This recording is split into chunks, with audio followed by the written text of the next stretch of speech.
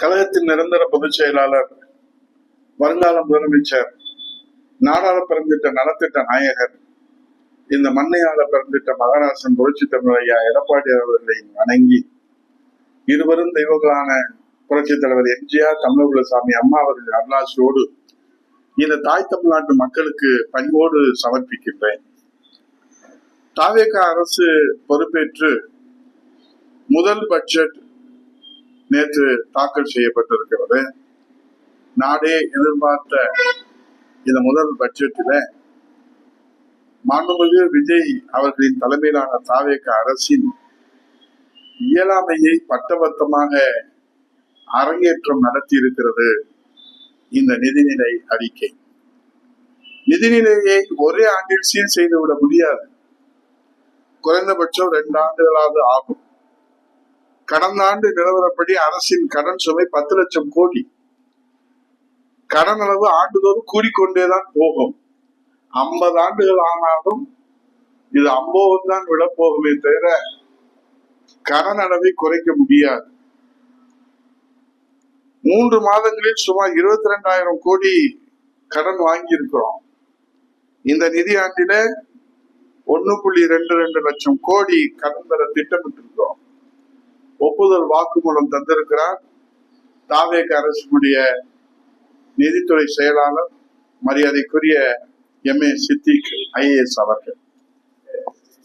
ஆனால் தாவேக பட்ஜெட்டில அறிவிப்புகளுக்கு பஞ்சம் இல்லை. ஆனால் அத்தனையும் மாண்புமிகு அம்மா ஆட்சியிலே தந்த திட்டங்கள் பெயர் மாற்றத்திலே மட்டும்தான் தாவேக அரசு கின்னஸ் சாதனை படைத்திருக்கிறது.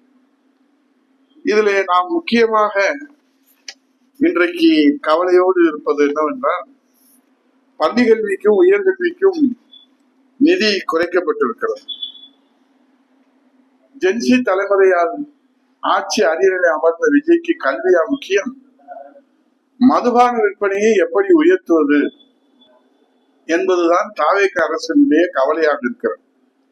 அதனால்தான் அதிரடி அறிவிப்பு, இனி ஆன்லைன்ல மதுபானம் முன்பதிவு செய்து எந்த கடையிலே வேண்டுமானாலும் சரக்கு பெற்றுக் கொள்ளலாம். தமிழ்நாடு மாநில வாணிப கழகம் டாஸ்மாக் புதிய இணையதளமான டாஸ்மாக் 2E இன் அறிவுப்படுத்தி இருக்கிறது தாவேக அரசு. இதுல நேற்று பட்ஜெட் ஒரு புறத்திலே பரபரப்பு, இன்னொரு புறத்திலே இதற்கு செய்முறை விளக்கம் வேறு. ஏனென்றால் இந்த நாட்டில் மிக முக்கியமான பிரச்சனை அல்லவா மதுபானம் எவ்வளவு எளிமையாக வாங்க வேண்டும் என்ற செய்முறையை, எப்படி இந்த ஆன்லைனை நீங்கள் இணையதளத்தை ஓபன் செய்ய வேண்டும், அதை எப்படி நீங்கள் கையாள வேண்டும், அதில் எப்படி நீங்கள் சரக்கு வாங்க வேண்டும், இதன் மூலமாக சரக்கு விற்பனையை எப்படி உயர்த்த வேண்டும் என்பதெல்லாம் இன்றைக்கு இந்த நாட்டுக்கு மிக அவசியமான மிக முக்கியமான தேவையாக இருக்கிறது. இந்த புதிய சேவை மூலம் மாநிலம் முழுவதும் உள்ள 4000க்கும் மேற்பட்ட டாஸ்மாக் கடைகளின் இருப்பு விவரங்களை வாடிக்கையாளர்கள் நேரடியாக பார்க்க முடியும். இதனால் குடிகாரர்கள் தேவையான பிராண்ட் சரக்கு கிடைக்கிறதா என்பதை முன்கூட்டியே தெரிந்து கொள்ள வசதிகள் செய்யப்பட்டிருக்கிறது. வாடிக்கையாளர்கள் இணையதளத்திலே உள்ளே நுழையும் போது 21 வயது நிறைவடைந்தவர்கள் என்பதை உறுதிப்படுத்த வேண்டும் என்ற ஒரு நிபந்தனையும் விதித்திருக்கிறார்கள். அதன் பிறகு 5 முதல் 25 கிலோமீட்டர் சுற்றளவிலே உள்ள டாஸ்மாக் கடைகளை அல்லது கடை எண், மாவட்டம் ஆகியவற்றின் அடிப்படையில அவர்கள் இணையதளத்திலே தேர்வு செய்து கொள்ளலாம் என்றும், தேர்வு செய்த மதுபானத்திற்கான தொகையை அவர்கள் ஆன்லைன்ல டிஜிட்டல் முறையிலே செலுத்தி பின்னர் குறிப்பிட்ட டாஸ்மாக் கடைக்கு சென்று சரக்கை பெற்று குடிமகன்கள் குமாரம் அடிக்கலாம், கூத்தாடலாம் என்று ஒரு அதிர்ச்சிகரமான அதிரடி அறிவிப்பை இந்த பட்ஜெட் அறிவிப்பை மிஞ்சுகிற வகையிலே கொடுத்திருக்கிறார்கள். இன்றைக்கு இந்த டாஸ்மாகினுடைய விற்பனையை உயர்த்துவதற்காக கடந்த ஆண்டு 51,000 கோடி வருவாய் கிடைத்த மதுபான விற்பனையில இந்த ஆண்டு 55,000 கோடி கிடைக்க வேண்டும் என்று இலக்கு நிர்ணயித்திருக்கிறார்கள். ஏற்கனவே 217 கடைகளை பூட்டினோம் என்ற ஒரு நாடகத்தை அரங்கேற்றினார்கள். ஆகவே இனி தமிழ்நாடு குடிகார நாடாக மாறுமே தவிர இது கல்வியில் சிறந்த தமிழ்நாடு என்று அழைக்க நமக்கு வாய்ப்பு இருக்குமா என்று தெரியவில்லை. ஏனென்று சொன்னால் இன்றைக்கு இந்த ஆன்லைன் வர்த்தகத்தின் மூலமாக இந்த வியாபாரத்தை இன்னும் அதிகப்படுத்தி குடிகாரர்களுடைய எண்ணிக்கை அதிகப்படுத்தி குறிப்பாக இளைஞர்களை இன்றைக்கு குடிகாரர்களாக மாற்றுகிற இந்த அதிர்ச்சி திட்டத்தை தாவேக அரசு எந்த உள்நோக்கத்திலே அரசியல் நோக்கத்திலே கொண்டு வந்தது என்று தெரியாது. ஜென்சி தலைமுறையை அறிவில் சிறந்தவர்களாக உருவாக்க பள்ளிக்கல்விக்கு உயர்கல்விக்கு அதிக நிதி ஒதுக்கீடு கிடைக்கும் என்று எதிர்பார்த்திருந்த மக்களுக்கு ஜென்சி தலைமுறையை குடிகாரர்களாக மாற்றுவதற்கு ஆன்லைன் வர்த்தகத்தில சரக்கு அடிக்கலாம் என்கிற ஒரு டாஸ்மாக் புரட்சியை செய்திருக்கிறார் நம்ம முதல்வர் விஜய் அவர்கள். எங்கே போய் சொல்லுவது?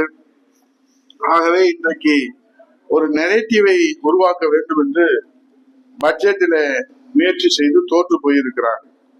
மொத்தத்திலே வெறும் வசீகர வசனத்தை மட்டுமே வைத்து நாட்களை வாழ்க்கையை ஓட்டிவிடலாம் என்று எண்ணிக்கொண்டிருக்கிற தாவேக அரசுக்கு மிக விரைவிலே மக்கள் பாடம் புகட்டுவார்கள் என்ற நம்பிக்கையோடு தான் நாம் காத்திருக்கிறோம்.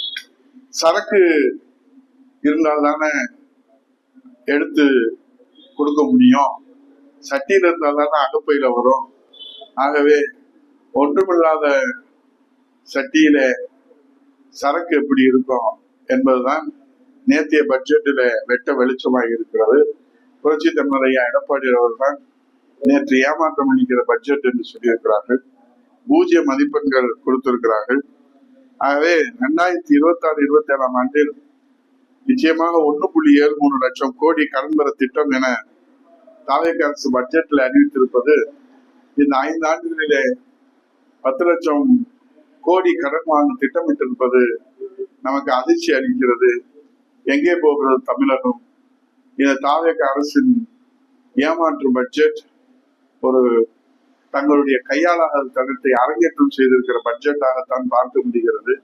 புரட்சி தமிழர் ஐயா எடப்பாடியார் சொன்னதை போல அனைத்து தரப்பினருக்கும், இளைஞர்கள், முதியோர்கள், பொதுமக்கள், விவசாயிகள் அனைவருக்குமே இதுல ஏமாற்றம் தான் கிடைத்திருக்கிறது. ஏனென்றால் தேர்தல் வாக்குறுதியை பற்றி, தாவேக தேர்தல் வாக்குறுதியை பற்றி